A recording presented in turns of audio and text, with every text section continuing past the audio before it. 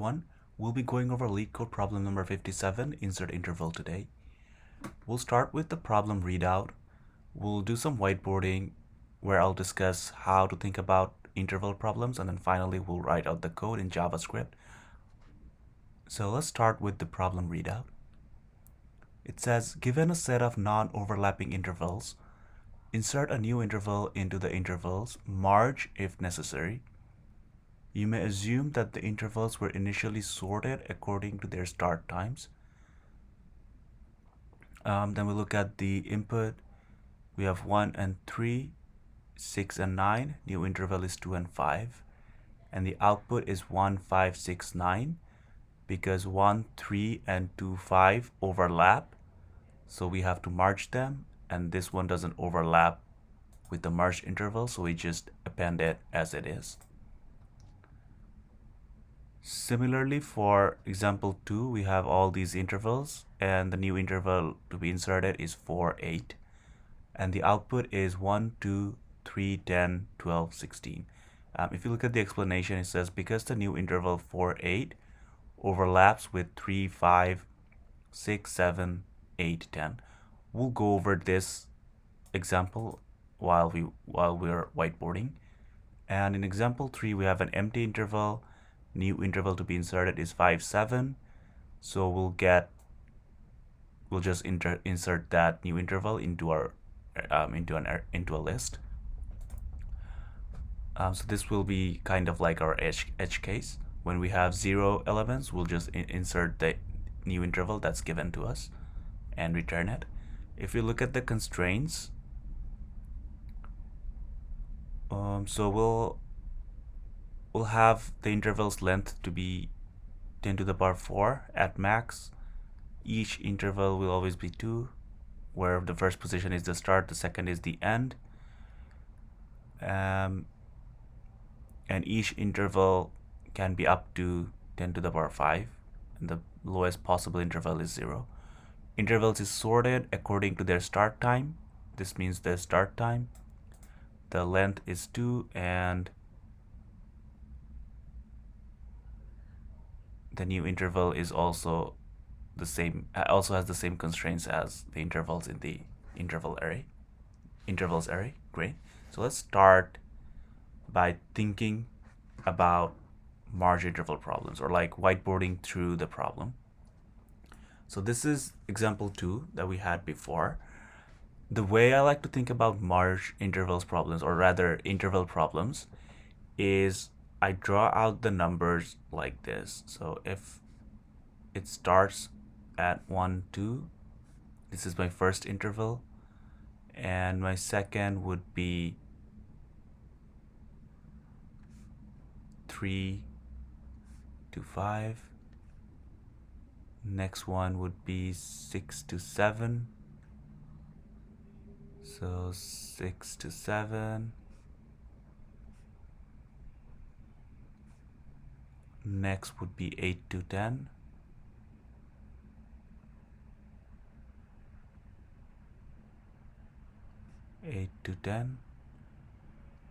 And then finally we have 12 to 16. And the new interval to be inserted is 4, 8.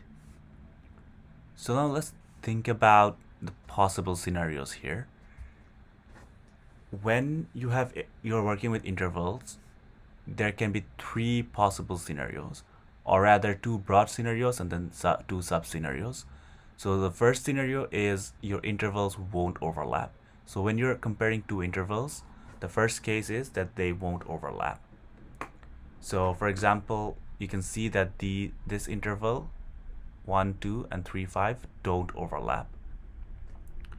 The second scenario is they can overlap, and if you look at the diagram here,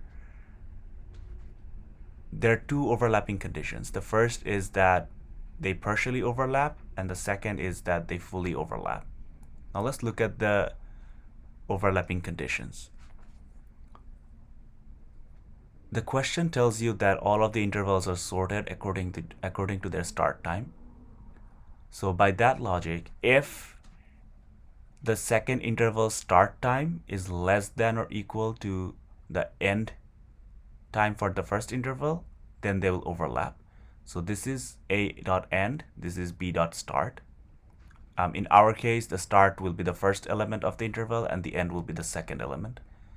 So when you have that scenario, your start will always be the start of the first interval, and your end will be the end of your merged interval will be the maximum endpoint of the two intervals. The second overlapping condition is when they fully overlap. The overlapping condition is still the same, where the start of the second interval is less than or equal to the end of the first interval. And you'll notice that the merging scenario is the same as well. So you have the merge intervals start correspond to the first interval start, and the merge intervals end corresponds to the maximum end value of these intervals, right? So that's what we'll be doing. When we have 4, 8, this is what the interval looks like. So 4 up to 8. So what happens is we start by comparing this with 1 and 2, and we notice that it doesn't overlap with 1, 2. So what we do is we keep track of the non-overlapping ones separately from the merge interval.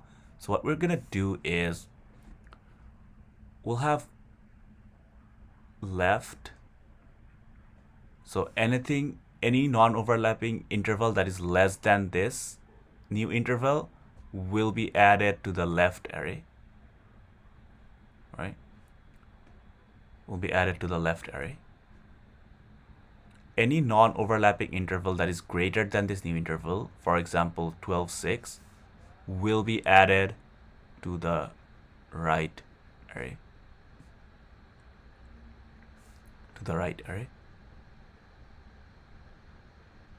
Right? And we'll keep track of our merge interval using the start. So using the start, so this will be our new start, which will be the first value here, and we'll update it as we go, and then we'll have our new end, which will start with this value, and then we'll update it as we go. So 4, 8. Great. So let's start comparing. So again, 4, 8 doesn't overlap with 1, 2. So 1, 2 is added to the left intervals. So 1, 2. Then we compare 4, 8 to 3, 5. At this point, you can notice that they do overlap because the start of this new interval is less than or equal to the end of the interval we're comparing. So what we do is, in this case, we take the minimum value of this and the maximum value of the endpoints. So if we do that, we have to update our start and end. So our start would become the minimum of 3 and 4, which is 3, and the maximum would become 8, right? And I'll update these, I'll update them here as well. So instead of 4 and 8, my new merge interval would be 3 and 8. So since this is my new interval, what I'll do is I'll compare this with the next interval. And you can see that this also overlaps with 6 and 7. So 3 is less than or equals to 7, right? So what we do is we merge these two as well. So if we merge these, what happens? The minimum of 3 and 6 is 3. The maximum of 8, and 7 is 8, right? So we merge these and we move on to the next interval. Again, we can see that this overlaps because the start of this interval is less than or equal to the end, right? So what we do now is we merge these as well. So if we merge these, what happens? The minimum of 3 and 8 is 3. The maximum of 10 and 8 is 10, right? So this is our merged interval. Now what we do is we also update our tracked interval here, which becomes 3, 10. And then we move on to the last interval. Now 3, 10 doesn't overlap with 12, 6. There's no scenario where it does because this isn't less than or equal to 10. So 10 is less than 12, which means it doesn't overlap. So if it's not overlapping, that means this is a non-overlapping interval, and this is greater than this thing. So if the start position is greater than the end position here, it means it will go to the right side of the non-overlapping intervals array. So which means we'll have 12, 16. Now you'll notice the left side. Every interval in the left side will go to the left side of a new array that we'll be returning. So from the left side, we take 1, 2. Then we have the merged interval that we just created, 3, 10. So we'll have 3, 10.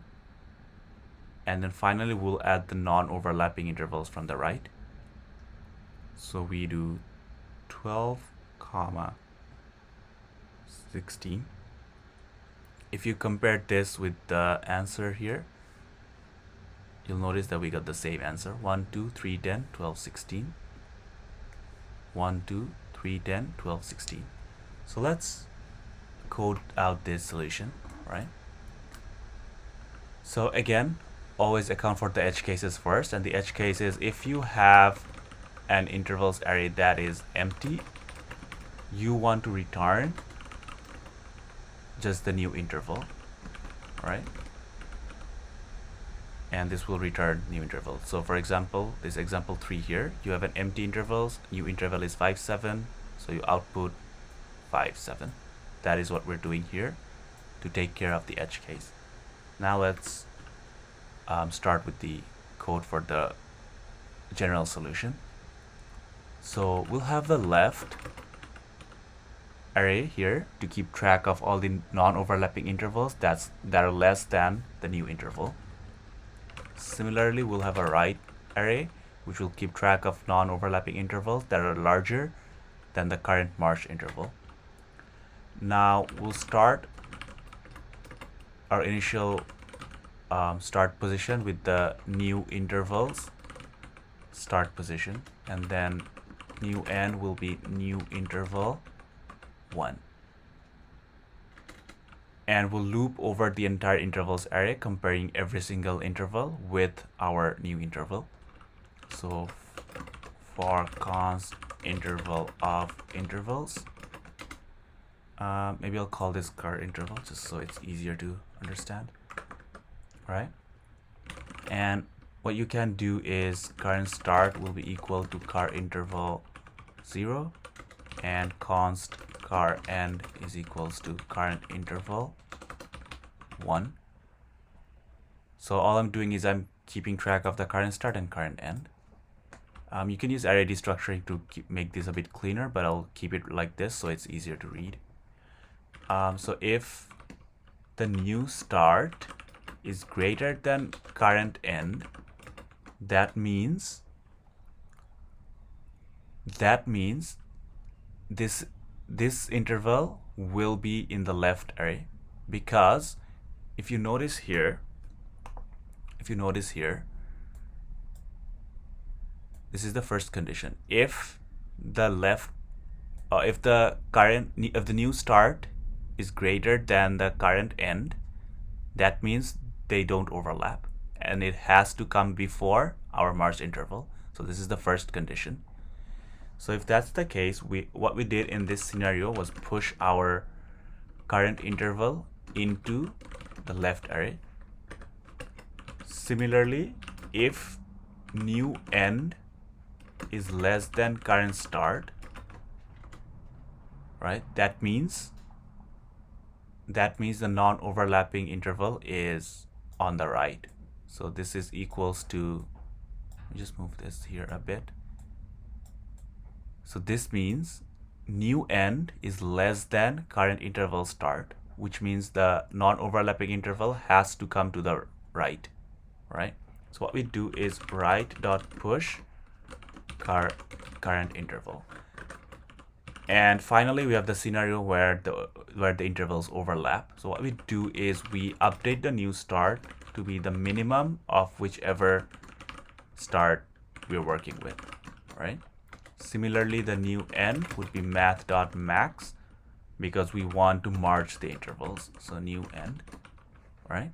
And then finally, we will return an array with all of the elements of left plus our merge interval plus all of the elements of the right array.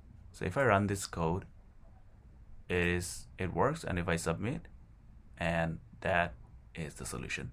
Hopefully that was helpful, and if you have any other solutions, please feel free to leave that in the comments. See you next time.